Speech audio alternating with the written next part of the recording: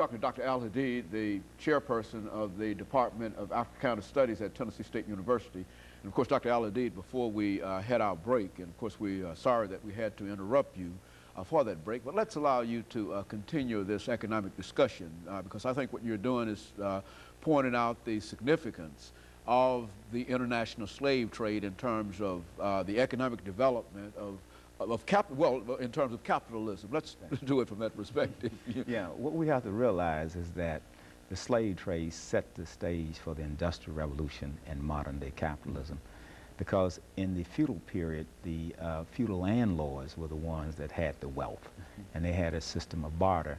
Now, the merchant classes were not the most wealthy people, nor were they a part of the royal families, so that the venture capitalists invested in the slave trade, accumulated their wealth, and in Manchester, England in 1750, when they started the first Industrial Revolution, these people were able to invest in that project.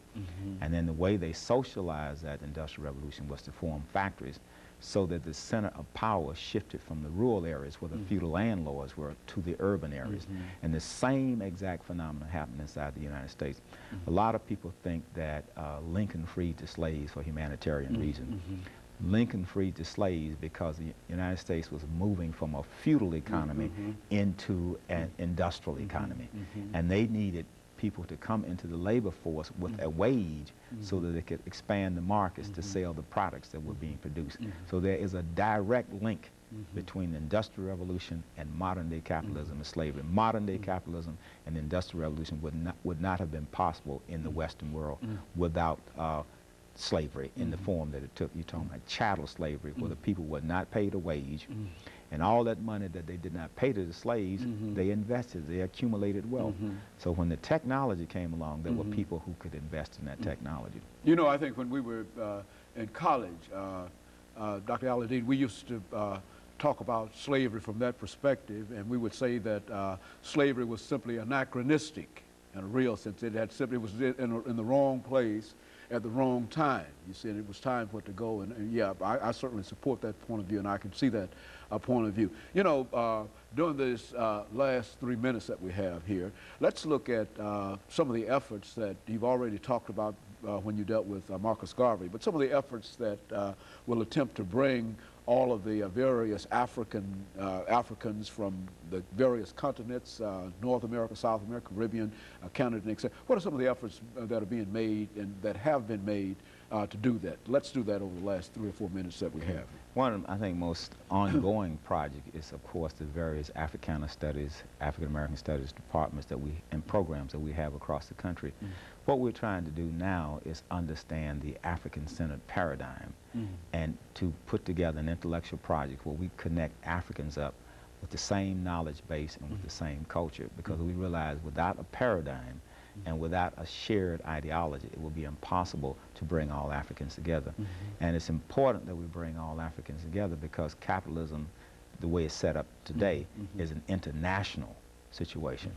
And one example I can show you of how independence came to South Africa, it was the fact that African Americans inside of this country put pressure on this government, put sanctions against South Africa, imposed sanctions on U.S. corporations that invested in South Africa, that set the stage for that apartheid regime to get weaker and weaker, and then the revolutionary forces in South Africa could move forward to take the government as they have done and to develop it along the lines of majority rule as opposed to the white supremacy, which was at that time was minority rule inside of that country. So I think that was a very strong effort. Another thing, if you go back to Garvey, Garvey carried the movement through the 1920s. And then Elijah Muhammad and his mentor was Master Farrar Muhammad, took up the movement in the 1930s, and they just continued that Pan-African idea. Kwame Nkrumah, who was a student here at Lincoln University, read the ideas of Garvey. He was a student here from 1935 to 1945. He went back to Ghana, joined the liberation movement at the Convention of People's Party, and liberated, helped to liberate what was then called the Gold Coast in 1957. Formed the country of Ghana, and immediately he started talking about Pan-Africanism.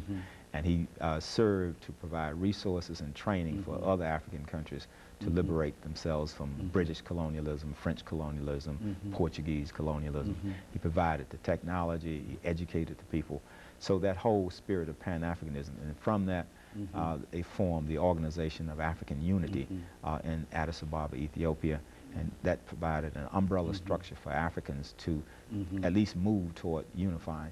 And I think today what we see with the celebration of programs, holidays such as Kwanzaa, which started by Maulana Kareem in 1966, we're trying to now rediscover our culture and make a genuine connection with Africa from a cultural point of view. And we also have a lot of religions that are reaching back to Africa. Say in the Christian community, you have the Imani Temple, started by Archbishop George Stallings, and the Shrine of the Black Madonna. All of these groups are trying to take Christianity and connect it back to the African continent. The same thing is being done in the Islamic community, but we're trying to reconnect with Africa and the Muslim world through that whole Pan-African concept. Well, Dr. Al-Hadid, let me thank you, let me thank you for coming by and giving us that excellent information about the African in the New World, the Pan-African movement, and all of that excellent information that you've given us. And I'm sure that our listeners will have a better understanding of the African in the New World. And let me encourage our listeners to tune in again next week for another informative edition of Comments. Thank you and good morning.